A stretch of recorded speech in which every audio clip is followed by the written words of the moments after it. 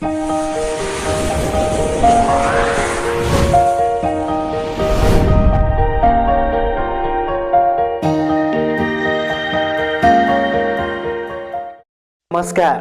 क्यामेराबाट रञ्जना देवकोटाको साथमा म हुँ ज्योति सिंह ठाकुर देवकोटा। आदरणीय दर्शकहरू, आज हामी तपाईको माझमा महत्त्वपूर्ण विषयवस्तु लिएर आएका छौँ।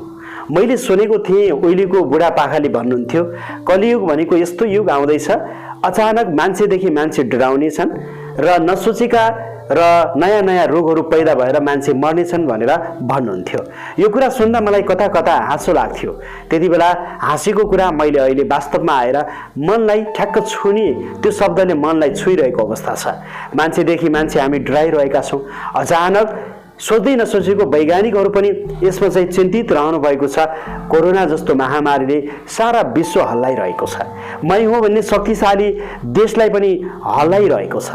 त्यसकारण यो कोरोना जस्तो महामारीबाट धेरै मान्छेहरूले कोरोना लागिसकेपछि जितेर आफ्नो नयाँ जीवन प्राप्त गर्नुभएको छ भने धेरै जसो मान्छेहरू प्राय चाहिँ कोरोनालाई जिते पनि केही मान्छेहरू कोरोना जस्तो महामारीबाट आफ्नो ज्यान गुमाइरहनु भएको छ। त्यसकारण बाँचेपछि संसार देख्न पाइन्छ। तपाईँ हामी सबैलाई थाहा छ, यो सामान्य कुरा छैन। आजको यो भिडियोमा म 21वटा क्याप्सुलहरू तपाईँको माझमा जानकारी दिन्छु। ती 21वटा क्याप्सुलहरू प्रत्येक दिन तपाईँले खानुभयो भने, तपाईँले 21वटा क्याप्सुलहरू लिनुभयो भने कोरोना जस्तो महामारीबाट तपाईँ बच्न सक्नुहुन्छ। यो महत्त्वपूर्ण विषयवस्तु हामी तपाईँको माझमा लिएर आएका छौँ।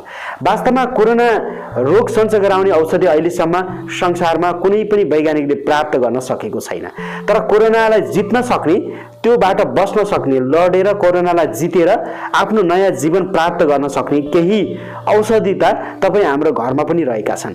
केही त्यस्ता महत्त्वपूर्ण चिजहरू तपाईँ हाम्रो घरमा पनि रहेका छन्। त्यसकारण हामी कोरोनालाई जित्नको लागि केही औषधिहरू, ती महत्त्वपूर्ण चिजहरूलाई प्रत्येक दिन सेवन गर्यौँ भने कोरोना मात्र होइन, विभिन्न किसिमका महामारीबाट, विभिन्न किसिमका रोगहरूबाट हामी बच्न सक्छौँ। त्यसकारण मैले आजको यो भिडियोमा 21वटा क्याप्सुल जो तपाईँले नियमित रूपमा खानुभयो भने सारा कुनै पनि महामारीबाट सजिलै बच्न सक्नुहुन्छ। रोगसँग लड्न सक्ने, तपाईँको ऊर्जा र शक्ति बढाउनेवाला महत्त्वपूर्ण क्याप्सुलहरू लिएर आएको छु। त्यसकारण तपाईँ अन्त्यसम्म धैर्य भएर 10 मिनट हामीलाई समय दिनुभयो भने यो महत्त्वपूर्ण जानकारीहरू प्राप्त गर्न सक्नुहुन्छ। आदरणीय दर्शकहरू, हाम्रो च्यानलमा तपाईँ नयाँ हुनुहुन्छ, पहिलोपटक हेर्दै हुनुहुन्छ भने सब्स्क्राइब गरिदिनु होला, नजिकै रहेको बेलमा क्लिक गर्न सक्नुहुन्छ, लाइक शेयर र कमेन्ट पनि गर्न नबिर्सनु होला। अब म तपाईँको माझमा जानकारी दिन्छु 21वटा क्याप्सुल। सबभन्दा पहिलो क्याप्सुल रहेको छ गुज्रो। तपाईँ कोरोना जस्तो महामारीबाट बच्नुको लागि, त्यति मात्र नभएर कुनै पनि रोगहरूबाट हामी बच्नुको लागि गुज्रोको धेरै महत्त्व छ। यसले रोगसँग लड्न सक्ने क्षमता चाहिँ वृद्धि गर्छ। त्यसकारण गुज्रो तपाईँले यसको रस बनाएर गुज्रोलाई खानुभयो भने, गुज्रोको रस खानुभयो भने तपाईँ विभिन्न किसिमका रोगहरूबाट बच्न सक्नुहुन्छ। यो पहिलो क्याप्सुल तपाईँको माझमा जानकारी मैले दिएँ। त्यसैगरी अर्को दोस्रो क्याप्सुल रहेको छ निमको पात। तपाईँले निमको पात खाली पेटमा पनि खान सक्नुहुन्छ। पानीमा तपाईँले चाहिँ राखेर भिजाएर निमको पात पनि खान सक्नुहुन्छ। निमको पातलाई चपाएर पनि खान सक्नुहुन्छ। निमको पात तपाईँले खाली पेटमा खानुभयो भने झन् लाभदायक हुन्छ। निमको पातले पनि तपाईँ विभिन्न किसिमका महामारीबाट, रोगसँग लड्न सक्ने क्षमता वृद्धि गरेर जित्न सक्नुहुन्छ र नयाँ जीवन प्राप्त गर्न सक्नुहुन्छ। त्यसैगरी अर्को तेस्रो क्याप्सुल रहेको छ बेसार।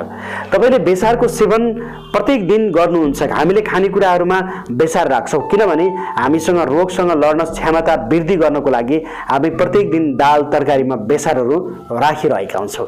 त्यसकारण यो बेसारको सेवन तपाईँले मनतातो पानीमा राखेर गर्न सक्नुहुन्छ। चियामा बेसार राखेर तपाईँले बेसारलाई लिन सक्नुहुन्छ। आफूले खाने खानेकुराहरूमा बेसारको प्रयोग गरेर तपाईँले लिन सक्नुहुन्छ। बेसारले रोगसँग लड्न सक्ने क्षमतामा वृद्धि गर्छ। त्यसकारण यो बेसारको सेवन गर्नुस्। यो तपाईँको लागि तेस्रो क्याप्सुल रहेको थियो। यो तेस्रो क्याप्सुलले तपाईँलाई अवश्य विभिन्न किसिमका महामारीबाट बच्नको लागि सकारात्मक किसिमको यसले सहयोग गर्नेछ। त्यसैगरी रहेको छ चौथो क्याप्सुलको रूपमा हामी तपाईँको माझमा बताउँदैछौँ। तपाईँले चौथो क्याप्सुलको रूपमा मरिचलाई प्रयोग गर्न सक्नुहुन्छ। विभिन्न रोगहरूबाट बच्नको लागि मरिचको धुलो चियामा राखेर खान सक्नुहुन्छ। मनतातो पानीमा राखेर खान सक्नुहुन्छ। मरिचले पनि रोगसँग लड्न सक्ने क्षमता वृद्धि गर्छ। हाम्रो शरीरलाई सन्तुलित राख्नको लागि महत्त्वपूर्ण भूमिका खेलिरहेको हुन्छ। त्यसैगरी हामी तपाईको माझमा अर्को जानकारी दिन्छौँ। तपाईको लागि अर्को क्याप्सुल रहेको छ अदुवा। त्यसकारण यो पाँचौं क्याप्सुल तपाईले प्रयोग गर्न सक्नुहुन्छ। अदुवा तरकारी पसलहरुमा पाउन सक्नुहुन्छ।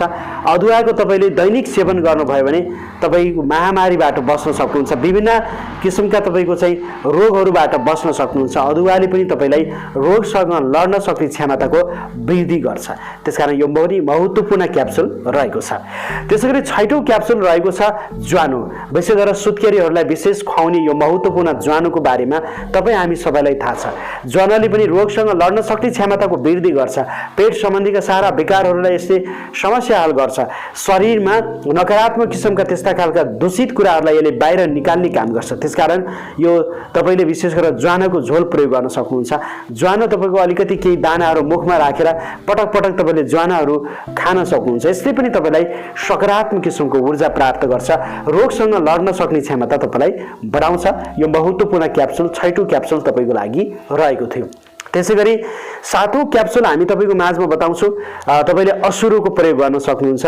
असुरोले पनि तपाईको चाहिँ रोगसँग लड्न सक्ने क्षमता बढाउँछ, तपाईलाई तागत दिन्छ। यो पनि तपाईको विभिन्न किसिमका चाहिँ त्यस्ता मौसमी समस्याहरू, मौसमी रोगहरूबाट बच्नको लागि असुरोले पनि धेरै महत्त्वपूर्ण भूमिका खेलिरहेको हुन्छ। त्यसैगरी आठौं क्याप्सुल रहेको छ जेठी तपाईको मधु भनेर भनिन्छ। यो जेठी मधु तपाईले चाहिँ पाउनुभयो भने जेठी मधुको तपाईले त्यति बेला प्रयोग गर्नुभयो भने यो आठौं क्याप्सुलले पनि तपाईलाई सकारात्मक किसिमको ऊर्जा प्राप्त गर्छ। तपाईले रोगसँग लड्न सक्ने क्षमता वृद्धि गर्न सक्नुहुन्छ। त्यसैगरी नौं क्याप्सुल रहेको छ पिपला तपाईले प्रयोग गर्न सक्नुहुन्छ। पिपला तपाईले दिनभरि चपाउन सक्नुहुन्छ। यहाँले चाहिँ 2-3 घण्टाको फरकमा चाहिँ पिपलालाई चाहिँ यहाँले चाहिँ चपाउन सक्नुहुन्छ। यसले पनि तपाईलाई सकारात्मक किसिमको रोगसँग लड्न सक्ने क्षमता बढाउँछ। त्यसकारण पिपलाको प्रयोग गरेर पनि तपाई रोगसँग लड्न सक्ने क्षमता बढाउन सक्नुहुन्छ। त्यसैगरी 10औं क्याप्सुल रहेको छ लसुन। लसुन हामी हरेक खानेकुराहरूमा पनि दालमा झानिरहेका हुन्छौँ, तरकारीमा लसुन राखिरहेका हुन्छौँ। त्यसकारण यो लसुनले पनि तपाईसँग रोगसँग लड्न सक्ने क्षमता बनाउँछ र तपाईले यो 10औं क्याप्सुल लसुनलाई प्रयोग गर्न सक्नुहुन्छ। आफ्नो खानेकुराहरूमा प्रयोग गर्न सक्नुहुन्छ। यसले पनि तपाईमा सकारात्मक किसिमको ऊर्जा प्राप्त गर्न सकिन्छ। त्यसैगरी 11औं क्याप्सुल रहेको छ अमला। अमलाको तपाईले फल पनि लिन सक्नुहुन्छ, जुस पनि लिन सक्नुहुन्छ। त्यसकारण अमलाले पनि तपाईको लागि रोगसँग लड्न सक्ने क्षमता तपाईको लागि वृद्धि गर्छ, सकारात्मक किसिमको ऊर्जा प्राप्त गर्न सक्नुहुन्छ। त्यसकारण तपाईले अमलाको दैनिक प्रयोग गर्नुभयो भने यो 11औं क्याप्सुलले पनि तपाईको लागि रोगसँग लड्न सक्ने क्षमताको वृद्धि गर्छ।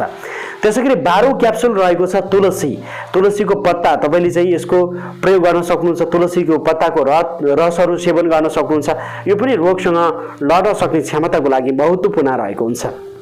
त्यसैगरी 13 नम्बर क्याप्सुल रहेको छ। 13औं क्याप्सुलको रूपमा दालचिनी तपाईले प्रयोग गर्न सक्नुहुन्छ।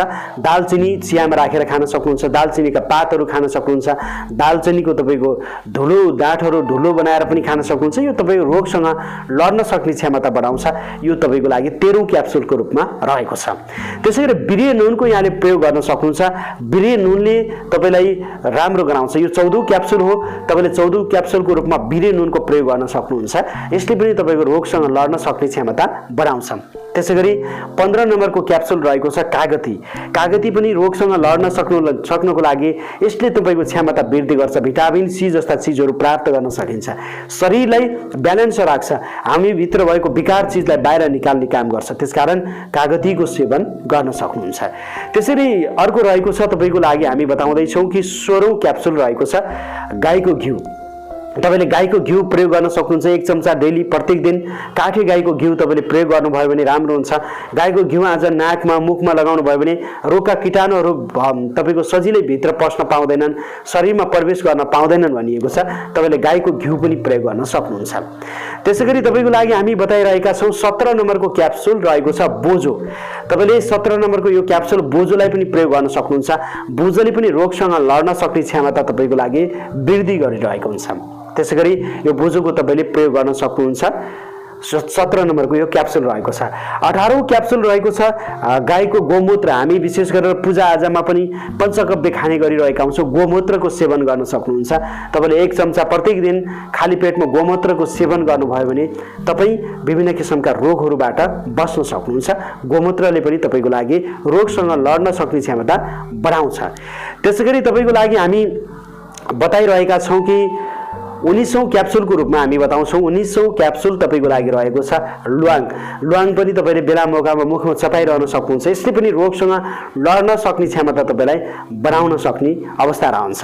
र 20औं अवस्था रहेको छ, 20औं क्याप्सुल रहेको छ विशेष गरेर घाम। घामबाट हामी भिटामिन डी प्राप्त गर्न सक्छौँ।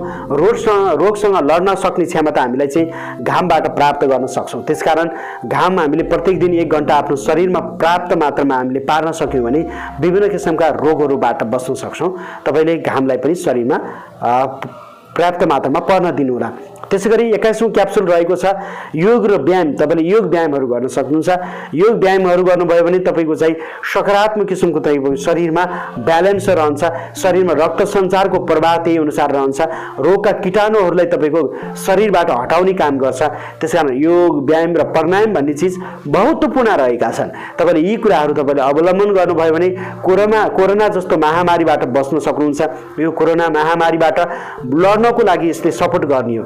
यसले पुरै सन्चो बनाउँछ भन्ने होइन, हामी रोगसँग लड्न सक्ने क्षमता। त्यसकारण कोरोना लागेका मान्छे सबै मरेका छैनन्। जसले यी जडीबुटीहरू खाएर रोगसँग लड्न सक्ने क्षमता वृद्धि गरेका छन् ती मान्छेहरू घर फर्किएका छन्। जसको तपाईँको रोगसँग लड्न सक्ने क्षमता कमजोर भइरहेको छ त्यस्ता मान्छेहरूको मृत्यु भइरहेको छ। त्यसकारण यो महत्त्वपूर्ण विषयवस्तु हामी तपाईँको माझमा जानकारी दियौँ। त्यसकारण अर्को यसै गरी तपाईँलाई एक्स्ट्रा तपाईँले बुझ्नुपर्ने के हो भन्नुहुन्छ भने यो गाँजाको पनि विशेष महत्त्वपूर्ण रहेको छ। यो तपाईँलाई एक्स्ट्रा ट्याब्लेटको रूपमा मैले बताएँ। तपाईँको गाँजा यदि तपाईँको गाउँघरमा गाँजा छ भने यो सरकारले अवैध मानिएको छ, तर गाँजाको सेवनबाट पनि हामी कोरोना जस्तो महामारीबाट बच्न सक्छौँ र यो गाँजाको पनि तपाईँले प्रयोग गर्न सक्नुहुन्छ। त्यसैले हाम्रो नेपालमा सरकारले गाँजालाई चिनिरहेको छैन। यसलाई वैज्ञानिक तरिकाले प्रशोधित गर्ने हो भने गाँजा खेतीबाट नेपालले पनि मनग्गी धन आम्दानी गर्न सक्छ। त्यसैगरी गाँजाबाट विभिन्न किसिमका औषधिहरू बन्छन् भन्ने कुरा हाम्रा नेपाल सरकारका मान्छेहरूले चिनेका छैनन्, हाम्रा राजनीतिक दलले चिनेका छैनन्। गाँजाको धेरै महत्त्वपूर्ण रहेको छ। त्यसकारण आज हामी तपाईँको माझमा यी महत्त्वपूर्ण विषयवस्तु जानकारी दियौँ। आजको जानकारी तपाईँलाई कस्तो लाग्यो? जस्तो लाग्यो त्यस्तै सल्लाह सुझाव प्रतिक्रिया दिन सक्नुहुन्छ। हाम्रो च्यानलमा नयाँ हुनुहुन्छ भने सब्स्क्राइब गरिदिनु होला, नजिकै रहेको बेलमा क्लिक गरिदिनु होला, लाइक शेयर र कमेन्ट पनि गर्न नबिर्सिनु होला। ज्योतिष वास्तु धर्म र संस्कृति सम्बन्धी जानकारी दिने यो महत्त्वपूर्ण जानकारी सहित आजको यो श्रृङ्खलाबाट तपाईँ दर्शकहरूलाई धेरै धेरै धन्यवाद दिँदै क्यामेराबाट रञ्जना देवकोटाको साथमा म ज्योतिषी ठाकुर देवकोटा चाहन्छु। यहाँहरूको जीवन र जिन्दगी सुन्दर बितोस्। नमस्ते, जय होस्।